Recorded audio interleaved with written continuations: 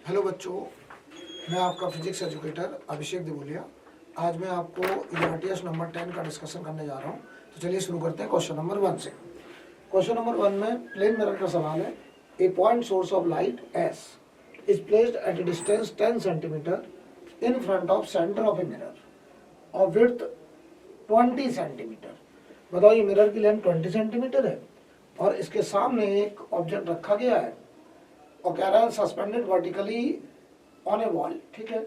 A man walk with speed 10 centimetre per second in front of the mirror along a line parallel to the mirror. इस line पर कोई man move कर रहा है 10 centimetre per second से, जो कि मिरर से दूरी है 30 सेंटीमीटर।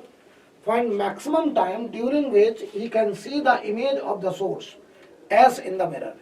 ये पर्सन, ध्यान दीजिए जरा, ये वाला पर्सन जो इधर भाग रहा है, कह रहा है वो पर्सन इस प्लेन मिरर में इस ऑब्जेक्ट की इमेज को कितने टाइम तक देख सकता है। इसका मतलब ये हुआ कि इस ऑब्जेक्ट से जाने वाली रेस मिरर पे पड़ के रिफ्लेक्शन के बाद ऑब्जर्वर की आंख पर आनी चाहिए।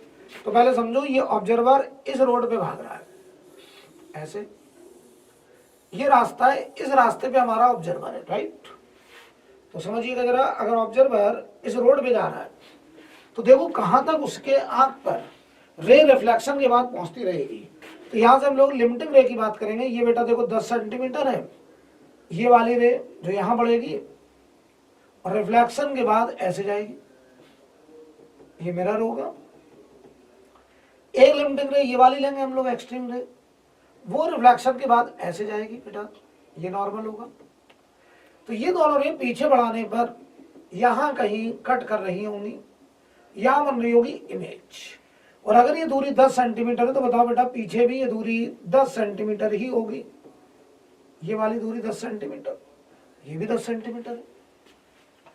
तो सोचो जरा, इस सवाल में यहां से पर्सन जब तक यहां तक जाएगा तब तक लाइट रे इस इमेज से, रिफ्लेक्टेड रे जो जा रही है मिरर से रिफ्लेक्शन के बाद, जो कि इमेज का फील्ड ऑफ व्यू बनाएगा ये वाला, इसके अंदर वो पर्सन कहीं नहीं होगा, इमेज लगातार उसको दिखती रहेगी। तो बताओ बेटा कैसे निकाला जाए, ये बताओ। यहां पर ये 10 है और ये भी 10 है, तो ये एंगल 45 और ये भी 45। तो जरा अगर इस ट्रायंगल में अगर मैं 10 45 लगाऊं तो 10 45 बराबर परपेंडिकुलर अपॉन बेस। तो अगर मैं इसे x बोल दूं तो x अपॉन, ये बताओ बेस कितना। तो यार ये 10 है, ये 10 10 20 और इधर हमारा है 20, तो 40 हो गया। x आ गया बताओ 40 सेंटीमीटर, यानी 40 ऊपर और 40 बेटा नीचे। यानी कि ये पर्सन जब तक यहां से यहां तक 80 सेंटीमीटर के अंदर रहेगा तब तक उसकी आंख पर रिफ्लेक्टेड रे पहुंचती रहेगी। तो कितने टाइम तक वो देख पाएगा, तो टाइम बराबर यहां से यहां तक की दूरी, डिस्टेंस अपॉन स्पीड, तो ये हो गया 80 अपॉन स्पीड है 10 की। आंसर हो जाएगा 8 सेकेंड बेटा, सेकेंड आंसर 8 सेकेंड। चलिए आगे बढ़ा जाए, हम लोग आगे बढ़ते हैं क्वेश्चन नंबर 2 पर, राइट।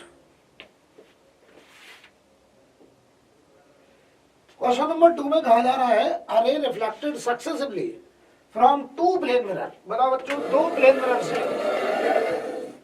लाइट रे लगातार रिफ्लेक्शन करी है और डेविएशन। तो बताओ, आपने पढ़ रखा है 2 लगातार मिरर से रिफ्लेक्शन के बाद जो डेविएशन होता था वो होता था delta net equal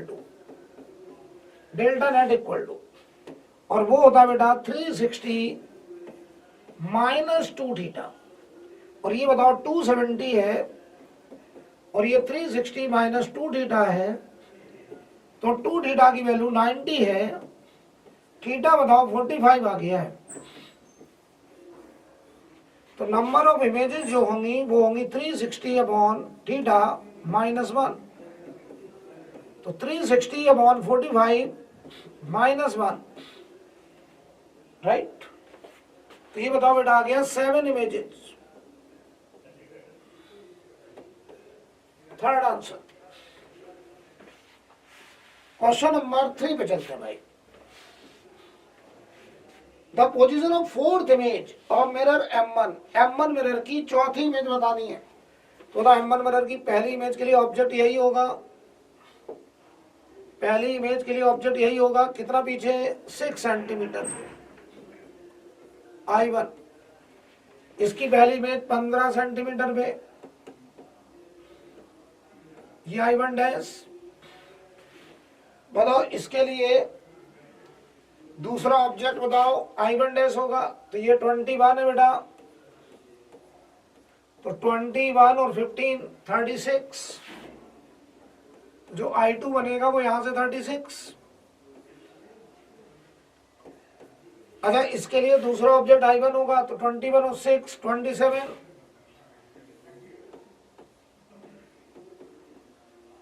right.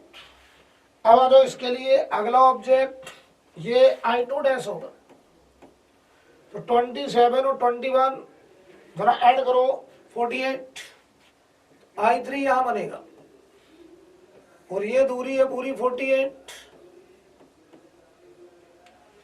Right. और इसके लिए अगला ऑब्जेक्ट I2 होगा, तो 36 प्लस 21, तो 37 प्लस 20 57, ये हो गया 57। अब देखो चौथी इमेज के लिए ये ऑब्जेक्ट होगा 57 प्लस 21, तो 58 और 20 78, तो यहां बनेगी चौथी इमेज जो कि मिरर से 78 सेंटीमीटर पे होगी। ये आंसर होगा बेटा। यानी पहली इमेज के लिए डायरेक्ट ऑब्जेक्ट O होता था, इसकी दूसरी इमेज के लिए ऑब्जेक्ट इसकी पहली इमेज बनेगा, तीसरी इमेज के लिए ऑब्जेक्ट इसकी दूसरी इमेज बनेगा। ये पैटर्न हमेशा चलेगा, और total number of images infinite बनती थी। Question number 4, the deviation of the emergent रे। तो बताओ ये लाइट रे जब यहां पड़ी तो यहां पे अपन ड्रा करेंगे नॉर्मल, ये एंगल 50 होगा बेटा, और लाइट रे रिफ्लेक्ट होकर के 50 पे ही जाएगी। अच्छा बताओ 50 में गई तो जरा बताओ, ये हुआ 40, ये पूरा 90 है, 40 50, तो ये 90। इसका मतलब लाइट रे नॉर्मली गई, I 0 तो R भी 0, नॉर्मल से एंगल 0 होगा। मिरर से 90 बनाया, नॉर्मल से 0, तो ये लाइट रे इसी रास्ते पर बैक हो जाएगी, और इसी रास्ते बैक होगी तो इधर भी बैक हो जाएगी। यानी लाइट रे जिस रास्ते आई उसी रास्ते बैक हो गई, तो टोटल डेविएशन बताओ बच्चों 180 डिग्री ही तो होगा, 180 डिग्री। अगला क्वेश्चन, क्वेश्चन नंबर 5। इस सवाल में हमसे कहा जा रहा है कि इन दोनों मिरर के बीच की दूरी, ये दूरी देखो, ये दूरी बच्चों 0.2 मीटर है। कहने कितने रिफ्लेक्शन होंगे? तो देखो भाई ये लाइट रे ऐसे जा रही है, और ये एंगल है 30, और ये हो गया x, ठीक है। तो इस ट्रायंगल में जरा tan 30 लगा दो, tan 30 x upon d 0.2, x की वैल्यू आ गई बेटा 0.2 बाई √3, ये एक x आया। अब सोचो जब ये लाइट रे यहां पड़ेगी तो फिर ये 30 बनेगा, और फिर ये लाइट रे रिफ्लेक्ट होकर के ऐसे जाने वाली है, और ये एंगल 30। तो जरा बताओ पहले x में एक रिफ्लेक्शन, अगले x में भी एक रिफ्लेक्शन, पहले x में ये एक रिफ्लेक्शन, अगले x में ये एक रिफ्लेक्शन, तो क्या हर एक x में एक रिफ्लेक्शन होगा? इसका मतलब number of x is equal to number of reflection, right. तो नंबर ऑफ x कैसे आएगा? Total length of mirror, total length of mirror upon value of x। Mirror की टोटल लेंथ है 2√3, और x की वैल्यू आ गई 0.2 बाई √3, तो ये आ गया 30 आंसर। अच्छा, इस सवाल में लोगों को एक डाउट रहता कि सर 31 नहीं हो सकता 31। अगर आप पहले को भी काउंट करें और आखिर में जब लाइट रे ऐसे निकल रही होगी मिरर को छूते हुए एकदम किनारे से, तो अगर तुम लास्ट में भी रिफ्लेक्शन को काउंट कर लोगे तो इसका आंसर 30 और 31 में दोनों हो सकता है। लेकिन चूंकि ऑप्शन में देखो 31 कहीं है ही नहीं, इसलिए हमें कोई डाउट नहीं है, 30 ही आंसर होगा। राइट, आगे बढ़ते हैं। Question number 6, if the object is at 20 centimeter distance from the silvered plano-convex lens, refractive index 1.5, image is at distance 20 centimeter, लो भाई इमेज भी यही बन रही है। What is the radius of curvature of mirror? तो जरा बताओ, अगर हम एक थिन लेंस को पॉलिश कर दें तो इसका व्यवहार एक इक्विवेलेंट मिरर के जैसा होता है, और उस मिरर की फोकल लेंथ माइनस बाहर 2 times n minus 1 by R1 minus 2n by R2 होता है बेटा।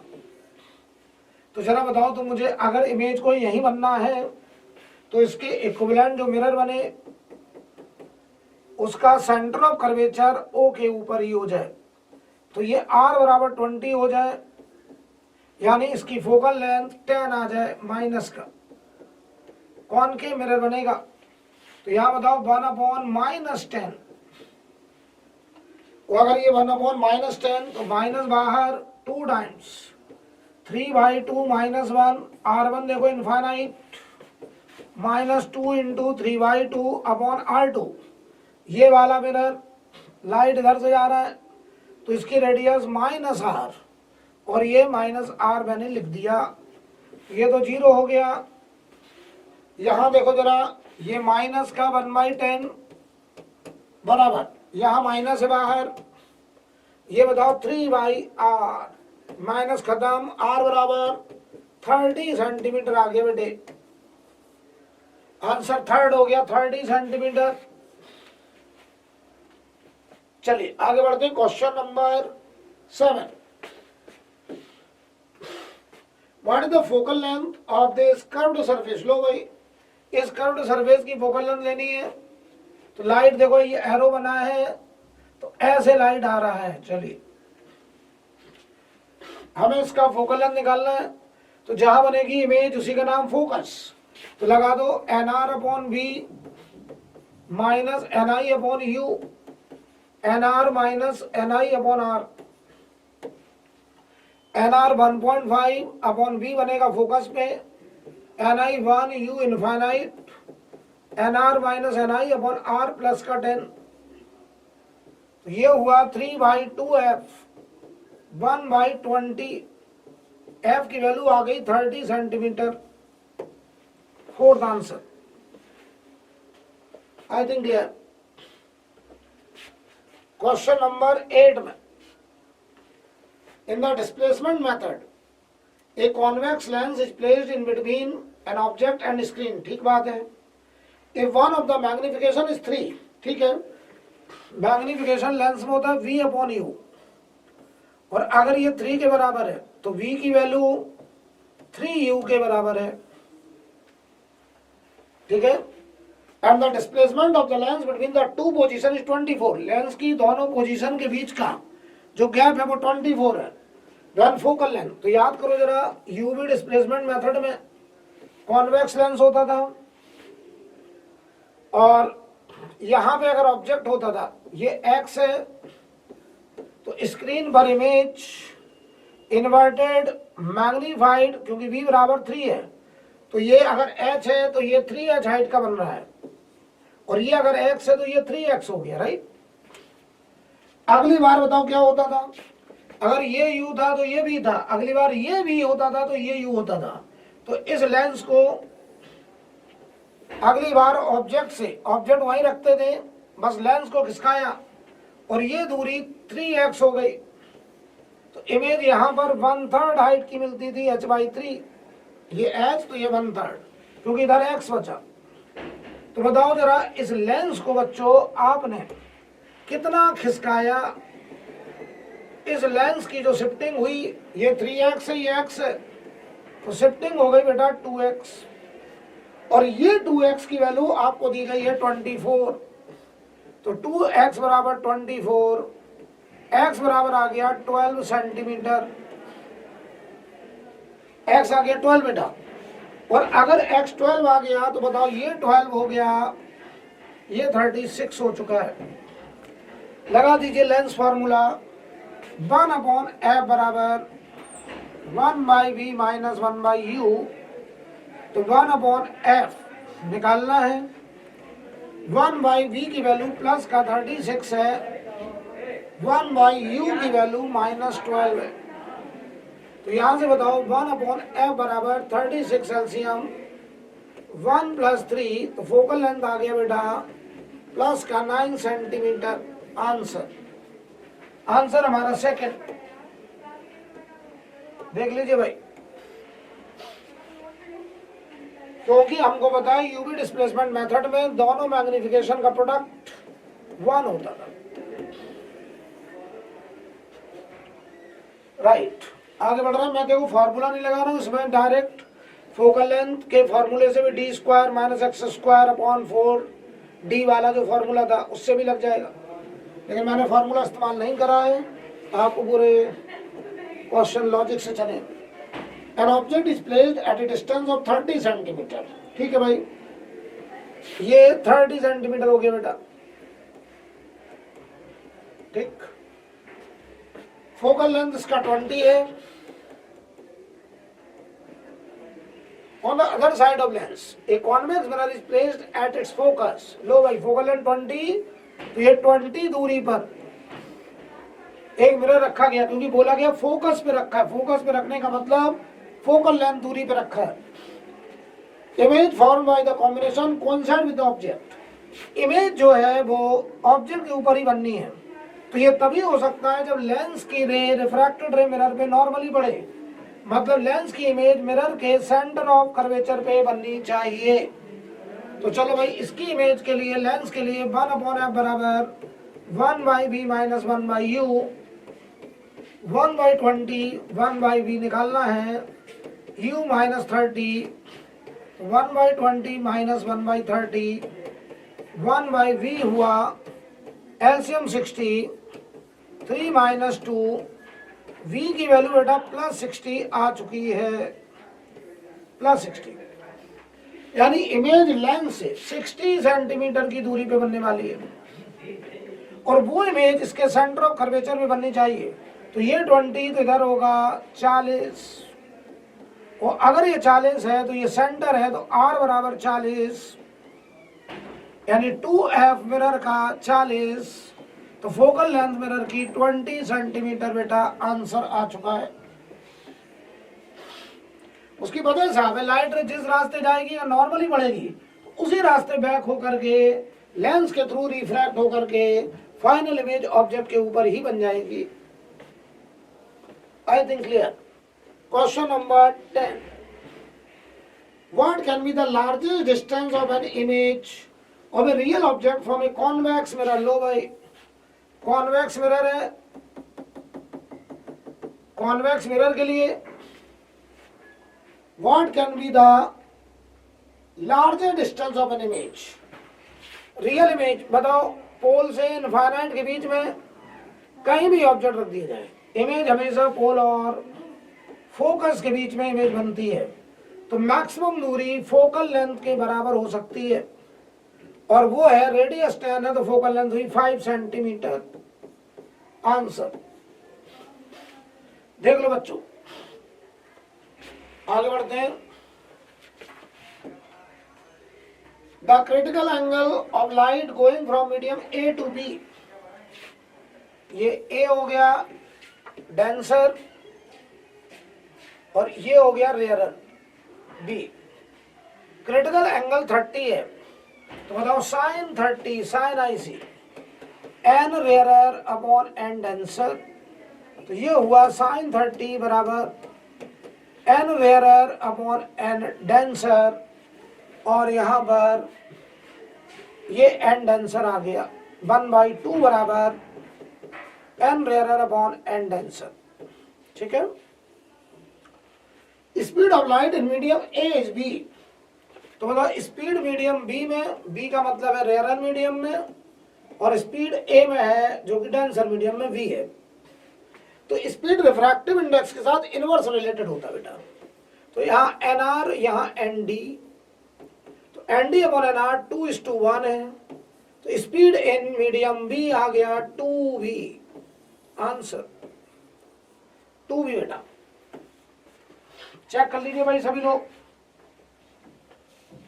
सभी लोग देख लो भाई।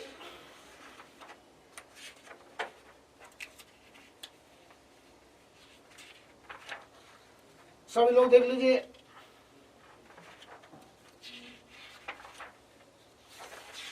आई थिंक क्लियर। चलिए आगे बढ़ते हैं बच्चों। क्वेश्चन नंबर 12, द डायग्राम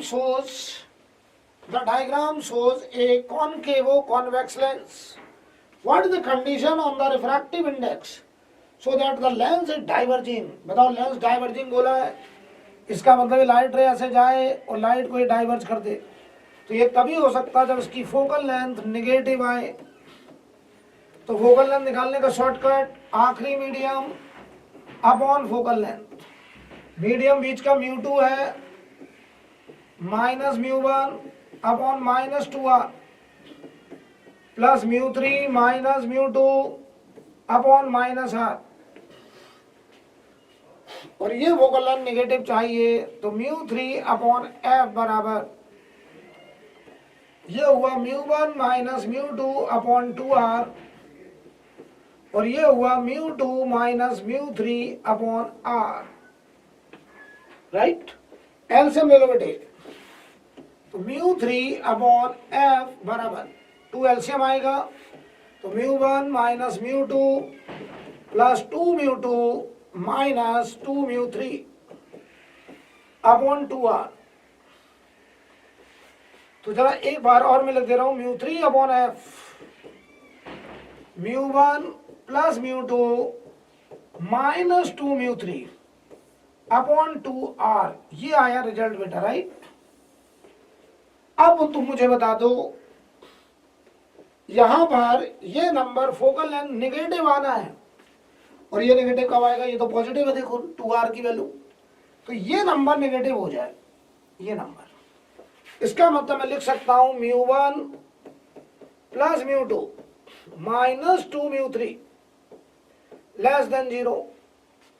अगर इसमें मैं माइनस से मल्टीप्लाई कर दूं या इसको इधर भेज दो तो 2 μ3 ग्रेटर देन आ गया, इसको इधर भेज दो μ1 प्लस μ2, आंसर सेकंड। देख लीजिए बच्चों, देख लें सभी लोग। Question number 13, two convex lenses of focal length f and 2f are arranged to have their focus at the same point as shown in the figure। ठीक है, a beam of parallel light of diameter 1 centimeter, तो बताओ ये diameter 1 centimetre है बेटा, is incident into the first lens। तो बताओ इसकी रे यहां पे कन्वर्ज होगी फोकस पे, ठीक, और यही लाइट रे आगे इस पे पड़ेंगी। ये गैप 2f है, तो ये डायमीटर हमको निकालना है।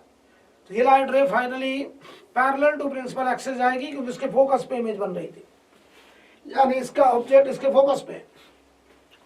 तो यार बताओ मुझे, ये हाइट ये 1/2 है, पूरा बन दिया है, तो इसका ये रेडियस x मान ले रहा हूं। तो बताओ ये एंगल अगर थीटा, तो ये भी थीटा, ये भी थीटा, ये भी थीटा, तो यहाँ tan थीटा लगाएं,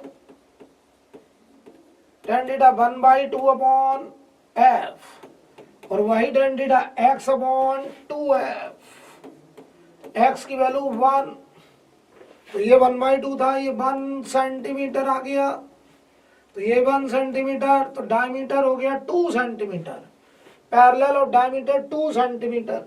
ये आंसर होगा बेटा। आई थिंक क्लियर।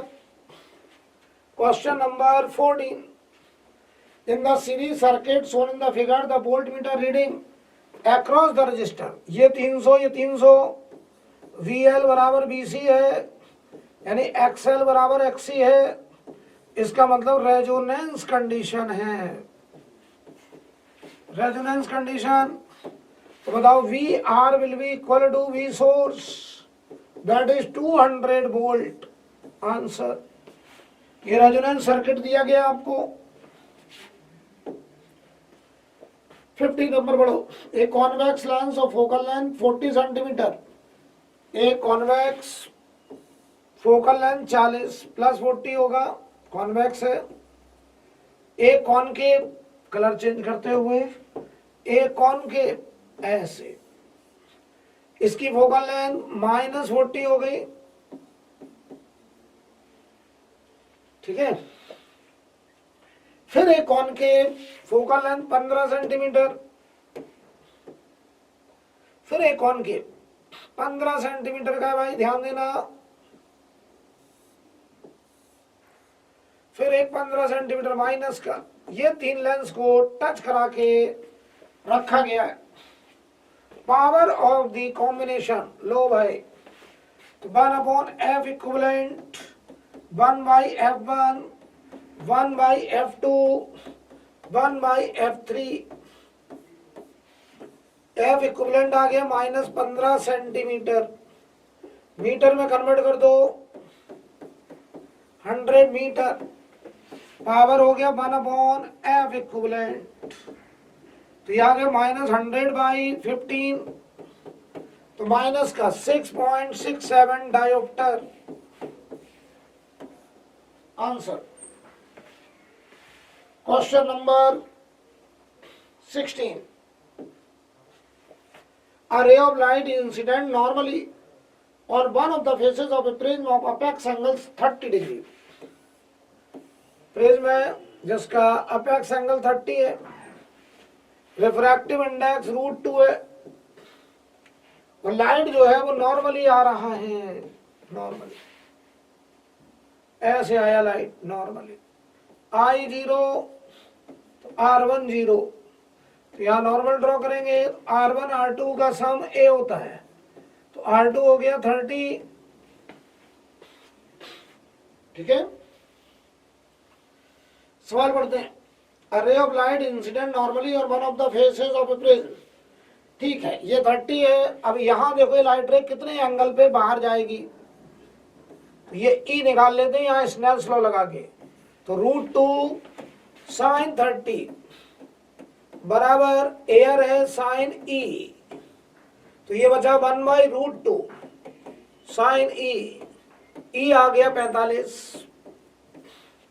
अब इसका deviation I plus E minus A, I था 0, E था 45, A था 30, तो डेविएशन आएगा 15 डिग्री। 15 डिग्री बच्चों, I think clear. Question number 17, where will be the image point. देखो बेटे फोकल लेंथ दी गई है, ये लाइट रे कन्वर्जिंग है, तो ये ऑब्जेक्ट हुआ वर्चुअल, ये वर्चुअल ऑब्जेक्ट हो गया बच्चों। Converging incident ray virtual object, इसकी इमेज निकालनी तो 1/f बराबर 1/v माइनस 1/u, 1/+15 v निकालना है, u हो गया प्लस का 30, u हो गया प्लस का 30, ऐसे कोई दिक्कत, u हो गया +30, बहुत बढ़िया। तो बताओ यहां से v निकालना है, तो 1/15 प्लस 1/30 बराबर 1/v, एलसीएम 30, 2 + 1, तो v आ गया बेटा 10, +10 आ रहा आंसर सेकेंड। अब देखो यार सेंटीमीटर वगैरह नहीं लिखा, तो ऑप्शन में भी नहीं लिखा, यानी जो यूनिट होगी सेंटीमीटर होगा तो सेंटीमीटर, मीटर होगा तो मीटर, कोई प्रॉब्लम नहीं, ठीक है। आगे बढ़ते हैं। 80 नंबर, एस्ट्रोनॉमिकल टेलीस्कोप में जो फाइनल इमेज बनती, लो भाई फाइनल इमेज टेलीस्कोप में जो बनती थी वो virtual and inverted, virtual and inverted, right.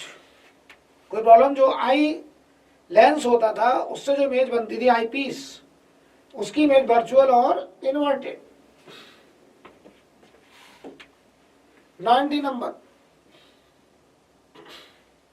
Are दिया है, एक्सएल दिया है, एक्सी दिया है, सीरीज सर्किट है, इंपिडेंस पूछा है, अप्लाइड वोल्टेज है 50 वोल्ट, देन इंपिडेंस लो भाई जेड निकालना, तो जेड बराबर रूट के अंदर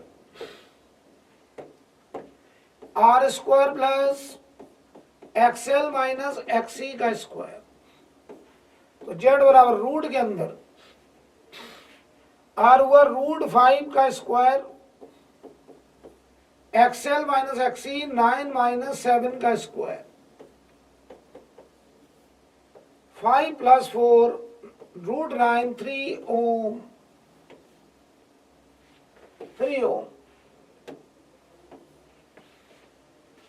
20th,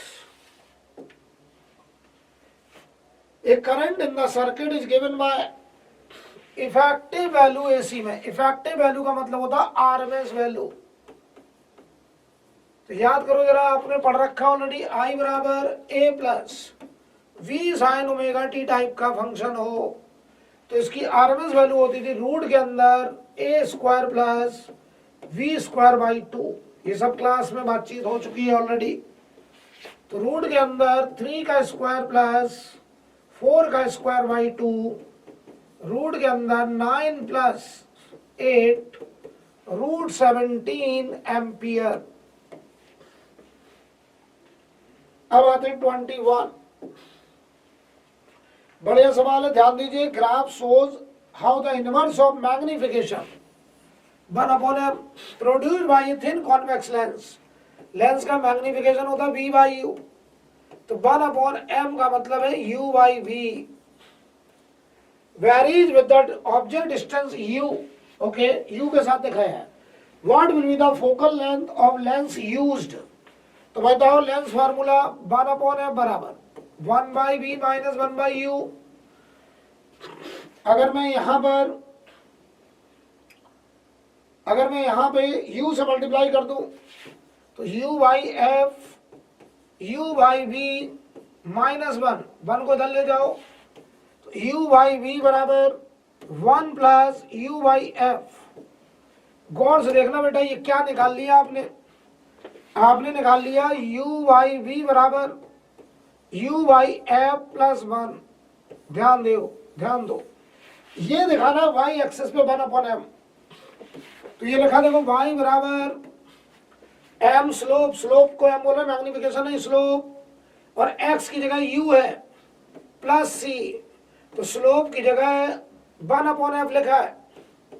यानी इस ग्राफ का स्लोप लेंस की फोकल लेंथ का इनवर्स है, और इसका स्लोप होगा बच्चों tan थीटा, और वो tan थीटा होगा v बाई सी, और वो 1/f है, f बराबर होगा c बाई b।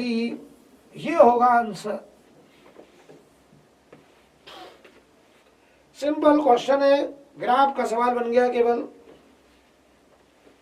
राइट। चलिए आगे बढ़ते हैं। 21 नंबर हो गया। 22, अ लाइट रेज इंसिडेंट नॉर्मली, यहाँ आई 0 है, देखो यहाँ पे नॉर्मल ड्रॉ होगा तो आई प्लस आर मिलके 60, तो R1 देखो ये 0 हो गया, R1 R2 मिलके 60, तो ये 60 हो गया बेटा। डज नॉट इमर्ज, यहां से इमर्ज नहीं कर रहा, तो दिस 60 डिग्री पक्का greater equal to I C. Sine ले लो, sine 60 greater equal to sine I C. ऐसे बहुत सारे सवाल आपको मैंने करवाई है practice. Sine I C N rarer upon N denser mu, पलट दो 2 by root 3 less than equal to mu. इसका मतलब mu should be greater equal to 2 by root 3। Answer first, I think clear. Question number 23. An astronomical telescope has an eyepiece of focal length, ये FE दिया है 5 centimetre, magnification produced, magnifying power 14 है। Normal adjustment का मतलब जब final image infinity पे बन रहा है, final image at infinity, calculate the length of the telescope. तो जरा बताओ तुम मुझे, जब फाइनल इमेज इन्फिनिटी पे बनता था तो जो आई लेंस है उसके लिए ऑब्जेक्ट उसके फोकस पे होना चाहिए। उस केस में magnifying power minus F not upon F E, तो 14 माइनस का है, माइनस एफ नॉट निकाल लीजिए, एफ ई हो गया 5, तो एफ नॉट आ गया बेटा 70 सेंटीमीटर। अब समझो भाई, पहले लेंस के लिए ऑब्जेक्ट इनफाइनाइट पे, ऑब्जेक्टिव के लिए तो इमेज फोकस पे एफ नॉट पे बनेगी, वही एफ नॉट दूसरे का फोकस होना चाहिए, तभी इमेज फाइनल इन्फिनिटी पे बनेगी। तो दोनों लेंस के बीच की दूरी जिसे लेंथ, ट्यूब लेंथ बोलते थे, F not plus F E 70 plus 5 75 centimetre. Answer. Question number 24. The attached figure shown the graph of angle of deviation delta versus angle of deviation I for a light ray striking the prism angle। लो भाई, delta 30 दिया है, आई ई दिया है, तो delta बराबर आई plus E minus है, delta 30 है, आई 15 है, ई 60 है, माइनस ए, ए बराबर हो गया 45 डिग्री। आंसर 45 बच्चों। कहीं कोई डाउट? नेक्स्ट,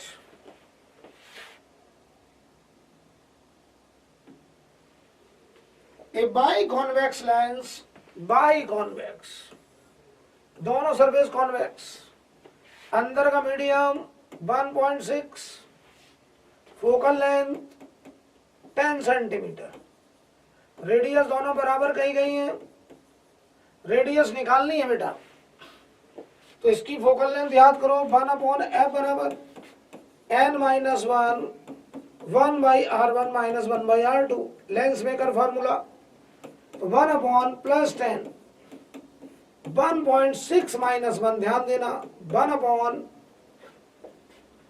ये प्लस r, ये माइनस r, तो ये हुआ 1/10, ये 0.6, ये 0.6 बचा, और ये 2/r हुआ, तो 1/10 बराबर 1.2 upon r, cross multiply r बराबर 12 सेंटीमीटर। आंसर बच्चों लास्ट। ठीक है बच्चों, ये आपका URTS 10 का डिस्कशन, इसके आगे के क्वेश्चन आपको आकाश सर करेंगे। ओके बच्चों, उम्मीद करता हूं आपका पेपर बहुत बढ़िया हुआ होगा।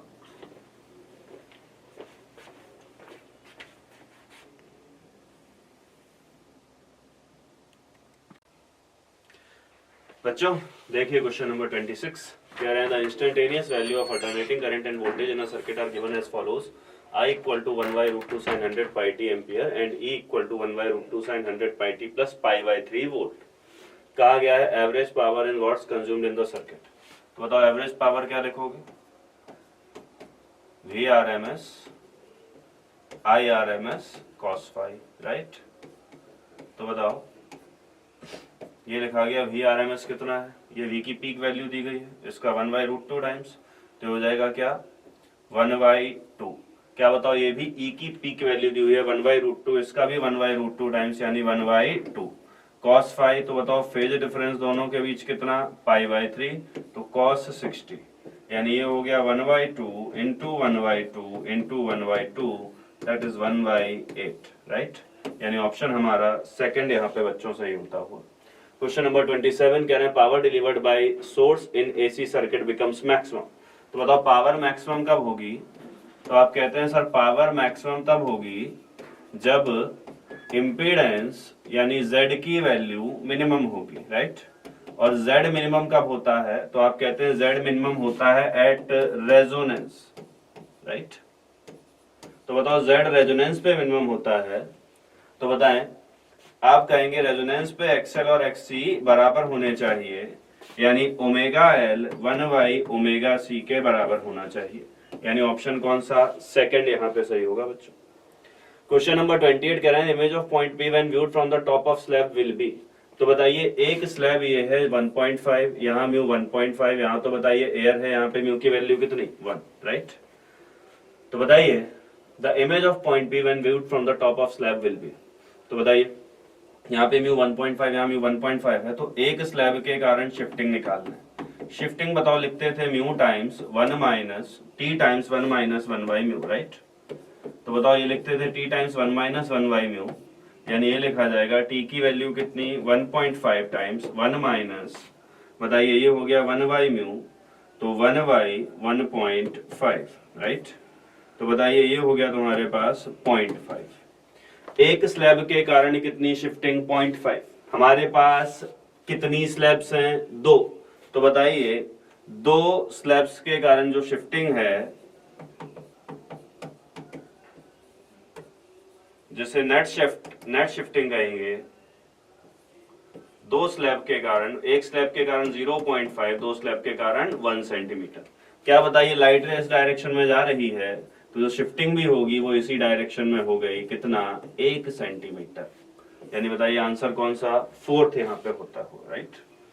क्वेश्चन नंबर 29 कह रहे हैं इन ए series circuit R is 300 ohm, L is 0.9 Henry, C is 2 microfarad and omega is 1000 radian per second. The impedance of the circuit is, Z की वैल्यू पूछ रहे हैं, बताओ Z की वैल्यू क्या लिखोगे, under root of R square plus XL minus XC का whole square, right. तो बताइए लिखा जाएगा कि under root of R square plus XL की वैल्यू, तो आपने कहा 1000 into 0.9 minus XC 1 by omega C, तो लिखा जाएगा क्या 1 बाई 1000 इंटू बताइए C की वैल्यू 0.2 माइक्रोफैरड, राइट। तो 2 इंटू 10 टू द पावर -6 का होल स्क्वायर। तो बताइए ये हो गया तुम्हारा 900, और ये बन जाएगा तुम्हारा Z equal to under root of R की वैल्यू रख दीजिए कितना 300, तो 300 का स्क्वायर प्लस ये हो गया तुम्हारे पास 900 माइनस, बताइए ये हो गया 10 टू द पावर 6 ऊपर जाएगा, नीचे 1000 है ही, तो 10 टू द पावर 3 बन गया, 2 से डिवाइड करोगे कितना 500, राइट, का होल स्क्वायर। तो ये बचा तुम्हारे पास अंडर रूट ऑफ 300 का स्क्वायर प्लस 400 का स्क्वायर, यानी ये कितना हो गया Z की वैल्यू 500, राइट। Z की वैल्यू कितनी 500 ओम। क्वेश्चन नंबर 30 कह रहे हैं in an AC circuit a resistance of R ohm is connected in series with an inductance L if a phase angle between voltage and current is 45 degree. तो बताओ voltage और current के बीच यानी I और V के बीच 45 degree का phase angle है, तो ये XL ये R, क्या बताओ ये फाई की वैल्यू आ गई 45 डिग्री, राइट। ये बनेगा क्या Z, ओके। तो बताइए tan फाई इक्वल टू हो गया कितना XL बाई R। तो बताइए tan फाई की value XL by R, phi की वैल्यू 45, तो tan 45 1 equal to XL by R। बताओ XL की वैल्यू R के बराबर आती हुई, यानी ऑप्शन कौन सा, तीसरा हमारा सही होता हो, ओके। क्वेश्चन नंबर 31 कह रहे हैं vessel is quarter filled with a liquid of refractive index mu and remaining part of this vessel is filled with an immiscible liquid of refractive index 3/2 mu, ठीक है। तो कह रहे हैं पहला जो H/4 है ये भरा हुआ है म्यू रिफ्रैक्टिव इंडेक्स के लिक्विड से, पहला H/4, और जो रेस्ट H/4 है, जो अगला H/4 है वो भरा हुआ है कितने से, अगला 3H/4 है, सॉरी, ये भरा हुआ है कितने से 3/2 म्यू से, ठीक है। आपसे पूछा गया apparent depth is 50% of actual depth, तो एपरेंट डेप्थ H एपरेंट क्या लिखोगे या एपरेंट D क्या लिखोगे। तो आपने कहा सर देखिए ऐसा है H/4 है, तो इसके लिए हो जाएगा कितना H/4 म्यू, अब बताइए 3hy4, तो इसके लिए हो जाएगा 3hy4 और इसका म्यू कितना 3/2 म्यू, राइट। तो 3 म्यू इधर और 2 चला जाएगा इधर, राइट। क्या बताएं, ये डी एपरेंट कहा गया है, टोटल हाइट का कितना आधा, ओके। इक्वल टू आ गया तुम्हारे पास hy4 म्यू प्लस ये हो गया तुम्हारे पास hy2 म्यू, ओके। h से h बताओ कैंसिल हो गया, ये बचा तुम्हारे पास 1/2 equal to 1/4 mu plus 1/2 mu, okay. तो ये हो गया तुम्हारे पास 1/2 इक्वल टू 3/4 म्यू, राइट। तो बताओ ये इधर गया, म्यू की वैल्यू आ गई 3/2, ओके। यानी ऑप्शन कौन सा तुम्हारा यहाँ पे, ऑप्शन बच्चों सेकंड सही होता हुआ, ओके। क्या the energy stored in 90 centimetre length of a laser beam operating at 10 milliwatt is. Laser beam की 90 सेंटीमीटर लेंथ में जो है, जो कि 10 मिलीवॉट पे ऑपरेट कर रही है, कितनी एनर्जी स्टोर होगी। तो पावर तुम्हें पता है कितना, 10 मिलीवॉट, राइट। तो बताओ 90 लेजर बीम की 90 सेंटीमीटर की ये लेंथ है, इसमें कितनी एनर्जी स्टोर होगी ये निकालना है। तो एनर्जी इक्वल टू आप लिखते हैं power into time, right. Power कितना है 10 into 10 to the power -3, okay. 90 centimetre t. अब टाइम कैसे निकालेंगे, तो देख लें भाई, टाइम का मतलब भी समझ लें भाई। ये ईएम वेव यानी लेजर लाइट जब यहां से यहां पहुंचने में जितना टाइम लेगी, तो वो टाइम अगर तुम कैलकुलेट कर लो तो इतना पार्ट अंदर है, तो टाइम अगर कैलकुलेट कर लिया तो बताइए इस पार्ट में एनर्जी मिल जाएगी। और टाइम की वैल्यू क्या, तो आपने कहा लाइट की स्पीड कितनी, यानी लेजर की स्पीड कितनी c, और c की value 3 into 10 to the power 8। तो ये हो गया तुम्हारे पास 3 into 10 to the power 8 velocity, right. तो तुम्हें टाइम लिखना है तो लिखोगे क्या, x जो की लेंथ थी अपॉन c, राइट। तो E इक्वल टू तुम्हें मिल जाएगा, P हो गया 10 into 10 to the power -3 into x की वैल्यू है 90 सेंटीमीटर, तो 90 इंटू 10 टू द पावर -2, ऐसे 0.9 ले ले हम लोग, ठीक है, अपॉन ये हो गया तुम्हारे पास कितना 3 इंटू 10 टू द पावर 8, यानी 3 इंटू 10 टू द पावर ऊपर गया तो -8, राइट। तो ये बचा तुम्हारे पास 0.3, तो ये आ गया तुम्हारे पास 3 into 10 to the power -11 joule, okay. यानी आंसर कौन सा, फोर्थ यहाँ पे सही होता हुआ बच्चों, ओके। क्वेश्चन नंबर 33 कह रहे हैं simple microscope has a focal length of 5 centimetre, the magnification at least distance of distinct vision. तो बताओ least distance of distinct vision पे मैग्निफिकेशन होता है 1 + dy/f। Least distance of distinct vision कितना 25, तो ये हो गया 1 + 25/5, यानी ये आ गया हमारे पास कितना 6, राइट। तो ऑप्शन हमारा फोर्थ यहाँ पे सही होता हुआ। क्वेश्चन नंबर 34 कह रहे हैं source of EM wave is. तो बताइए, हमने बताया था एक क्यू चार्ज जब रेस्ट पे है, तो रेस्ट पे होने वाला क्यू चार्ज सिर्फ इलेक्ट्रिक फील्ड प्रोड्यूस करता है, राइट। बताइए वहीं अगर कोई क्यू चार्ज कांस्टेंट वेलोसिटी से मूव कर रहा है, राइट।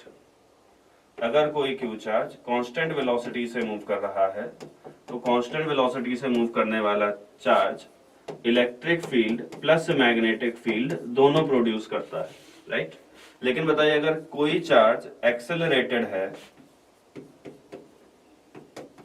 तो बताओ अगर कोई चार्ज एक्सेलरेटेड है तो वो ईएम वेव प्रोड्यूस करता था, उसके कारण जो इलेक्ट्रिक फील्ड और मैग्नेटिक फील्ड आती थी वो दोनों हमेशा वेरिएबल रहते थे, जिसके कारण बताइए इलेक्ट्रिक फील्ड और मैग्नेटिक फील्ड के वेरिएबल होने के कारण वहां पे ईएम वेव प्रोड्यूस होती थी। तो जहां पे कोई चार्ज तुम्हें एक्सेलरेटेड दिखे वहां पे सिर्फ ईएम वेव प्रोड्यूस होगी। पहले में कह रहे हैं charge moving with constant velocity, तो रिजेक्टेड हो गया। चार्ज एट रेस्ट रिजेक्टेड हो गया। Charge moving in circular orbit, तो बताओ जब ये चार्ज सर्कुलर ऑर्बिट में घूम रहा होगा तो क्या इस पे एक्सेलरेशन होगा? यस, एक्सेलरेशन हमेशा सेंटर की तरफ। तो ये जो चार्ज है जो कि कांस्टेंट एक सर्कुलर ऑर्बिट में मूव कर रहा है, इस पे एक्सेलरेशन है, राइट।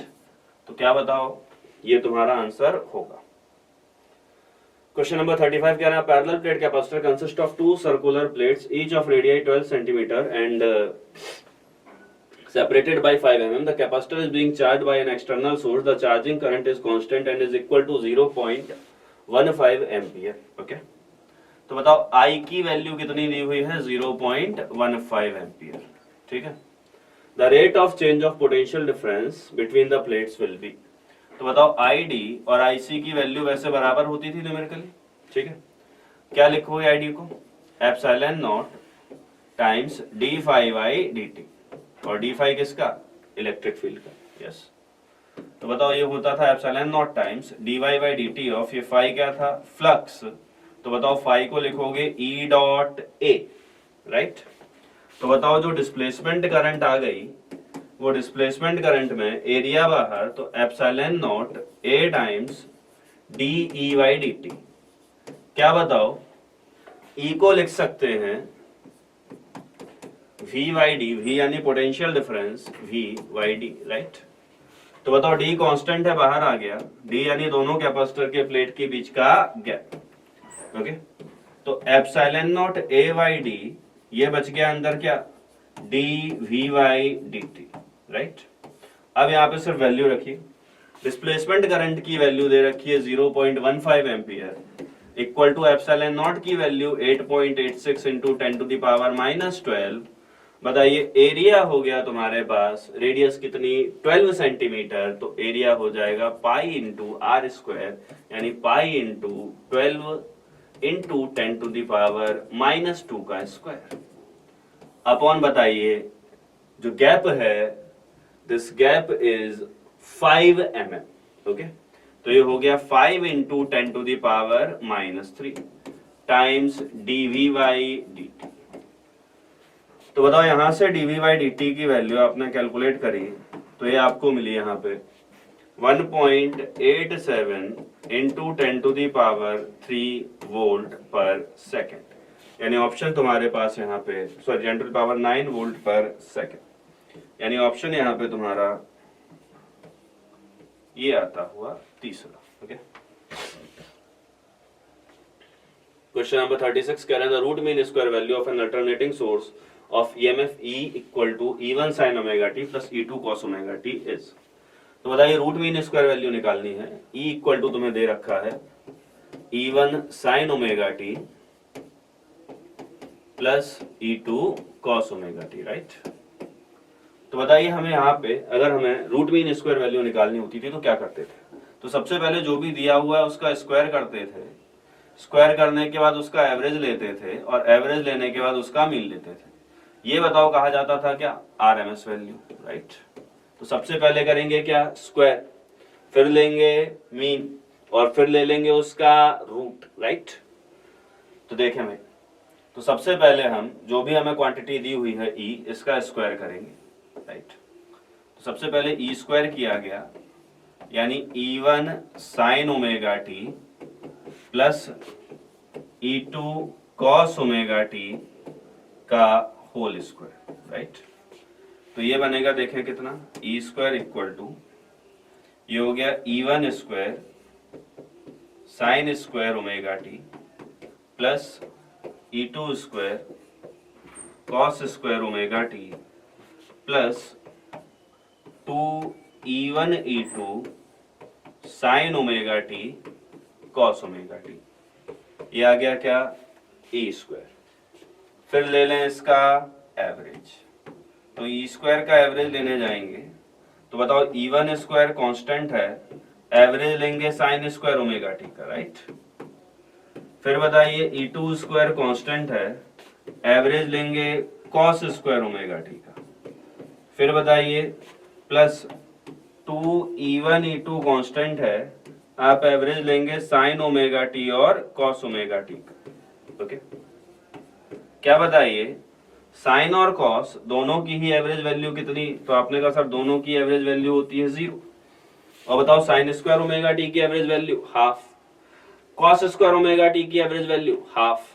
तो बताएं आप जब इन दोनों की एवरेज वैल्यू लिखेंगे तो आप कहेंगे सर यहाँ तो मामला सेट हो गया, ई स्क्वायर की एवरेज वैल्यू आ गई कितनी, E1 स्क्वायर वाई 2 प्लस E2 स्क्वायर वाई 2।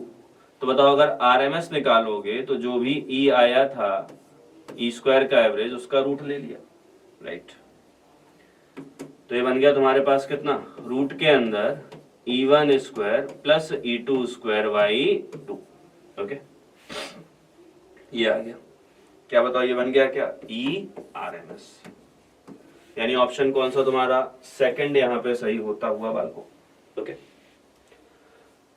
37 कह रहे हैं the resonant frequency of a circuit is F if the capacitance is made 4 times the initial value then resonant frequency will become. तो बताओ F इक्वल टू क्या लिखोगे, 1/2 pi root LC। Okay, ये F था। दूसरी frequency F dash equal to क्या लिखोगे, 1/2 pi root L into 4C।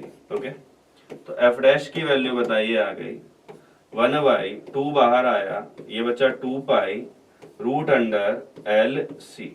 तो बताइए F डैश की वैल्यू अगर देखेंगे तो हो गई कितनी, F/2, यानी ऑप्शन हमारा पहला यहाँ पे सही होता हुआ। ओके, क्वेश्चन नंबर 38 कह रहे हैं the graph given below depict the dependence of two reactance X1 and X2 on the frequency of alternating EMF applied individually to them.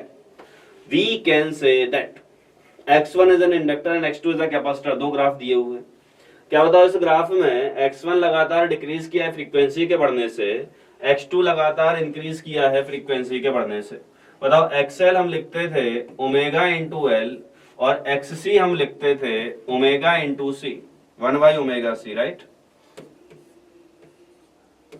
तो बताओ फ्रीक्वेंसी अगर बढ़ाओगे, यानी XL हम लिखते थे 2 पाई F इंटू एल और बताओ XC हम लिखते थे 1/2 पाई F इंटू सी। यानी बताइए कह सकते हैं XL is directly proportional to L and XL is directly proportional to frequency and बताओ XC जो है ये XC क्या बताओ फ्रीक्वेंसी के इनवर्सली प्रोपोर्शनल आया। तो बताइए जब आप फ्रीक्वेंसी को बढ़ाएंगे तो XC कम होना चाहिए, फ्रीक्वेंसी को बढ़ाएंगे तो XL बढ़ना चाहिए। यानी बताइए जो सेकंड ग्राफ है ये बिलोंग कर रहा है किसको, तो आप कहेंगे ये इंडक्टेंस को बिलोंग कर रहा है। और बताओ ये किसको बिलोंग कर रहा है, ये इंडक्टिव रिएक्टेंस को बिलोंग कर रहा है, ठीक। और X2 जो है वो किसको, इंडक्टर को। X2 बना इंडक्टर, X1 क्या, कैपेसिटर, राइट, जो कि हमें थर्ड ऑप्शन में दिखाई दे रहा है। ओके, क्वेश्चन नंबर 39, क्या बताओ करंट वर्सेस फ्रीक्वेंसी का ग्राफ दिया हुआ है, ये रेजोनेंस फ्रीक्वेंसी है। कह रहे हैं the graph shows variation of I with F for series RLC network keeping L and C constant if R decreases. तो बताओ यहाँ पे एट रेजोनेंस जब आप बात करोगे, आप R को डिक्रीज कराना चाह रहे हो, I मैक्स जो आप लिखते हो रेजोनेंस पे वो क्या लिखोगे, तो रेजोनेंस पे जो I मैक्स लिखोगे वो क्या, V/R, राइट। तो अगर आपने रेजिस्टेंस कम किया तो I बढ़ेगा। तो बताओ यहाँ पे आप कह रहे हैं कि मैक्सिमम करंट इंक्रीजेस, तो ये स्टेटमेंट एकदम सही है, राइट। बी कह रहे हैं शार्पनेस ऑफ ग्राफ इंक्रीजेस। तो बताओ मैक्सिमम करंट इंक्रीज करेगी तो ग्राफ और ऊपर जाएगा, यानी ग्राफ की शार्पनेस इंक्रीज करेगी, ये ग्राफ कुछ ऐसे बनेगा। तो इसकी शार्पनेस ऑब्वियसली इंक्रीज करने वाली है। क्वालिटी फैक्टर इंक्रीजेस, तो क्वालिटी फैक्टर हम लिखते थे क्या, VL/VR, ठीक, कहां पे, रेजोनेंस पे, या लिखते थे क्या, XL/R, राइट। तो बताओ अगर आपने R को डिक्रीज कराया तो क्वालिटी फैक्टर क्या करेगा, इंक्रीज, तो ये भी सही है। बैंडविड्थ, तो बताओ बैंडविड्थ ये होती थी जब √2 जब करंट होती थी I0/√2, तो ये बनता था ω1, ये बनता था ω2। क्या बताओ अगर ये ग्राफ पीक पे जाएगा तो ये ω1 और ω2 के बीच का गैप कम होगा, तो बैंडविड्थ क्या करेगी, डिक्रीज। यानी बताइए ऑप्शन हमारा A, B और C सही है, जो कि पहले में दिखाई दे रहा है। ओके, इसके बाद क्वेश्चन नंबर 40 कह रहा है in a resonant circuit the value of inductance and capacitance are 0.1 and 200 microfarad respectively at the same resonance frequency, यानी रेजोनेंस फ्रीक्वेंसी को तुमने चेंज नहीं किया। If the value of inductance is change to 100 henry then required value of capacitance will be. तो inductance की value को change करके आप 100 हेनरी करते हैं तो कैपेसिटर कितनी होनी चाहिए? तो देखें भाई, अगर आप फ्रीक्वेंसी को सेम रखते हैं तो आप लिखेंगे F equal to at the same frequency, right? तो F इक्वल टू लिखेंगे 1/2 pi root under L/C, right? तो जब इंडक्टेंस L1 थी, कैपेसिटेंस C1 थी, तो ये मामला था, राइट? क्या बताओ, फ्रीक्वेंसी को आपने यहाँ पे सेम रखा है, तो जब आप इंडक्टेंस को बदलेंगे, कैपेसिटेंस बदलेगी, तो ये हो जाएगा 2 pi under root 1/2 pi under root L2 into C2, राइट? 1/2 पाई तो कांस्टेंट है। बताइए, अगर आपको फ्रीक्वेंसी सेम रखना है तो इसका मतलब L1 C1 equal to L2 C2 हो जाए। L1 की वैल्यू कितनी है भाई साहब? 0.1 हेनरी। C1 कितना है? 200 माइक्रोफैराड। L2 की वैल्यू कितनी है? 100 हेनरी। तो C2 कितना हो जाए ये बताना है। तो बताओ, ये आपस में निकल लिए, तो C2 की वैल्यू आ गई बच्चों 0.2 माइक्रोफैराड, यानी बताइए ऑप्शन कौन सा? सेकंड। ओके। 41 कह रहे हैं the power factor of a choke coil at frequency 50 hertz is 0.707। If the frequency is doubled then power factor will be. तो देख लो भाई, पावर फैक्टर जिसे हम cos फाई लिखते थे, ये पावर फैक्टर तुम्हें दे रखा है cos phi equal to 0.707, right? तो पावर फैक्टर तुम्हें दे रखा है cos फाई इक्वल टू 0.707, ऐसे को हम लिख सकते हैं कितना? 1/√2, ठीक है? ये दे रखा है। तो बताओ, ये 1/√2 तुम्हें दे रखा। cos फाई की वैल्यू लिखोगे क्या? R/Z। ये 1/√2 है, ठीक है? तो बताओ, R/Z 1/√2 यानी जो cos फाई है ये 1/√2 है, तो यानी फाई कितना हो गया भाई साहब? 45 डिग्री, राइट? तो अगर फाई 45 डिग्री हो गया, Z की वैल्यू जो है, अच्छा ये हो गया फाई 45 डिग्री, तो tan फाई तुम यहाँ पे लिखोगे, इंडक्टेंस दी हुई है, चोक कॉइल है, ओके? तो tan फाई लिखोगे क्या? XL/R इक्वल टू कितना दिया हुआ? 45, राइट? 1। तो बताओ, XL की वैल्यू किसके? R के बराबर आती हुई फिलहाल, ठीक है? तो बताओ, XL की वैल्यू यहाँ पे R के बराबर आ रही है। XL को हम लिखते हैं ओमेगा L, यानी 2 पाई F इंटू L। तो अगर आपने फ्रीक्वेंसी को F से बढ़ा के 2F किया, तो जो XL है ये भी बढ़ के कितना हो जाएगा? 2XL। जो XL की वैल्यू थी कितनी? R, वो R से बढ़ के कितनी हो जाएगी? 2R, right? तो XL की जो इनिशियल वैल्यू R थी, अगर आप फ्रीक्वेंसी को दुगना करोगे तो XL की न्यूमेरिकल वैल्यू दुगनी होगी, तो वो कितना हो जाएगा? 2R। तो अब अगर तुम cos फाई लिखोगे, तो अब जो नया cos फाई डैश लिखने वाले हो वो लिखोगे क्या? R अपॉन नया Z, Z dash, R upon Z dash कितना? तो आपने कहा अंडर रूट ऑफ XL, जो नया XL है जिसे हम XL डैश कह सकते हैं, तो XL डैश का square plus R square. XL dash कितना है? 2R, तो 2R का स्क्वायर करोगे कितना आ जाएगा? 4R square, right? और एक और R जोड़ोगे तो 5R स्क्वायर, तो ये बन जाएगा R अपॉन रूट के अंदर 5R स्क्वायर। यानी बताइए, cos फाई डैश की वैल्यू आ गई 1/√5, ओके? ये मामला है। cos फाई डैश की वैल्यू आ गई 1/√5, यानी ऑप्शन कौन सा? सेकंड यहाँ पे सही होता हुआ बच्चों।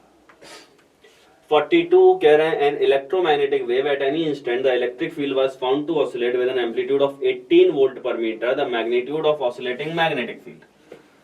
तो बताइए E by B equal to हम लोग कहते हैं सी, तो ई इक्वल टू हो जाएगा बच्चों, या E by C equal to हो गया बच्चों बी।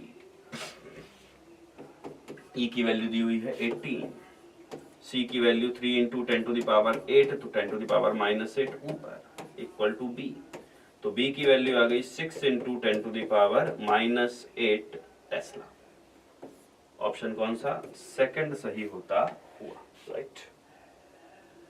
क्वेश्चन नंबर 43 कह रहे हैं electric field part of an electromagnetic wave in medium is represented by Ex equal to 0, Ez equal to 0, Ey ये दिया हुआ है, राइट। यानी इलेक्ट्रिक फील्ड y के अलोंग है। देन द वेव इज, तो बताओ यहाँ पे माइनस साइन लगा हुआ है, यानी वेव कहाँ जा रही है? अलोंग पॉजिटिव x, ठीक है। तो wave along positive x move कर रही है, ठीक है। क्या बताइए, वेव अलोंग पॉजिटिव x ही मूव कर सकती है, क्योंकि जो इलेक्ट्रिक फील्ड है वो y के अलोंग ऑलरेडी है, तो वेव उधर जाएगी नहीं, राइट। तो बताएं अलोंग पॉजिटिव x ये जाएगी, पहली बात। दूसरी बात, तुमसे फ्रीक्वेंसी और वेवलेंथ पूछा गया हर एक में, तो निकाल लें। क्या बताओ, ये लिखा है 2 pi into 10 to the power 6, ये ओमेगा लिखा हुआ है, ठीक।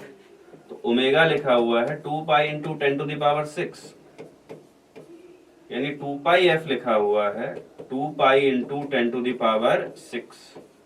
2 पाई से 2 पाई गया, एफ आ गया तुम्हारे पास कितना? 10 to the power 6 hertz, right. क्या बताओ, k की जो वैल्यू है, k की वैल्यू लिखी हुई है 2 पाई बाई लैम्डा, और बताओ ये लिखा हुआ है कितना? Pi into 10 to the power -2। तो बताओ पाई से पाई गया, क्या बताओ लैम्डा की वैल्यू आ गई 200 मीटर, राइट। ये पाई बाई 100 हो जाएगा, 2 इधर जाएगा तो 200। तो लैम्डा की वैल्यू कितनी आनी चाहिए? 200, और फ्रीक्वेंसी कितनी होनी चाहिए? 10 टू द पावर 6, राइट। क्या बताइए, पॉजिटिव x में है, फ्रीक्वेंसी 10 टू द पावर 6 है, वेवलेंथ 200 है, तो आंसर हमारा फिर पहला है, राइट। 44 कह रहे हैं the relation between electric field and magnetic field intensity h in an electromagnetic wave is. तो बताओ E by B equal to हम लिखते हैं c, ओके। तो बताओ E by B equal to C लिखा जाता है, तो E इक्वल टू लिखोगे C इंटू बी। सी की वैल्यू 1/√μ0ε0, और बताइए B को लिखते थे μ0 इंटू H। तो बताइए E की जो वैल्यू आ गई, ये आ गई रूट के अंदर μ0/ε0 इंटू H। ये आ गया क्या? इलेक्ट्रिक फील्ड और H के बीच रिलेशन। तो ऑप्शन यहाँ पे कौन सा? थर्ड सही होता हुआ। Poynting vector for an EM wave, तो पॉइंटिंग वेक्टर क्या होता है बच्चों? तो पॉइंटिंग वेक्टर होता है P vector equal to E cross B by μ0, okay. काम क्या करता है? तो Poynting vector basically energy flow की डायरेक्शन बताता है। जिस डायरेक्शन में पॉइंटिंग वेक्टर होगा उस डायरेक्शन में एनर्जी फ्लो करेगी, राइट। यानी वेव की प्रोपगेशन बताता है बेसिकली। तो बताओ इसको अगर ऐसे देखोगे तो ये तुम्हें क्या मिलेगा? E vector cross B vector by μ0, और बताओ B वेक्टर बाई μ0 क्या हो गया? H। तो E vector cross H vector क्या बन गया? Poynting vector P vector. तो ऑप्शन कौन सा? Second, okay. धन्यवाद।